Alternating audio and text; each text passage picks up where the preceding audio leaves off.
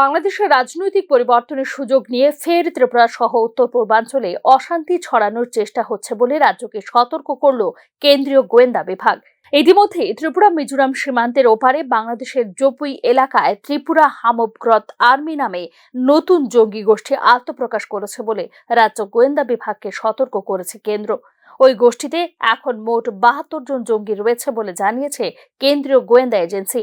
গোয়েন্দাদের দাবি, বাংলাদেশের খাগড়াছড়ি জেলার ৩টি শিবিরে রয়েছে জঙ্গি দলের সদস্যরা। এক্ষেত্রে নিউ জপুই শিবিরে ২৩ জন, গর্জন পাশা শিবিরে ২৭ জন এবং সিমুই শিবিরে রয়েছে ২২ জন জঙ্গি বলে রাজ্য গোয়েন্দা বিভাগকে সতর্ক করে দিয়েছে কেন্দ্রীয় গোয়েন্দা বিভাগ।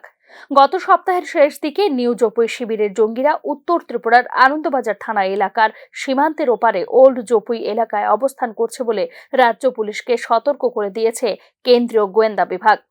ওল্ড জপুই শিবিরের জঙ্গিরা ত্রিপুরায় প্রবেশ করে ঠিকাদারদের কাছ থেকে তোলা আদায়ের নোটিশ দিচ্ছে বলে সতর্ক করে দিয়েছে কেন্দ্রীয় গোয়েন্দা এজেন্সি।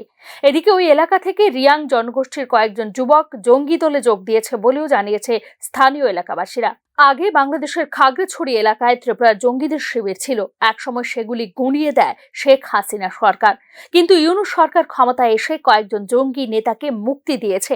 গোয়েন্দাদের মতে, বাংলাদেশের বিভিন্ন গুপ্তচর সংস্থা ও মৌলবাদীরা সাহায্য করছে ত্রিপুরার জঙ্গিদের।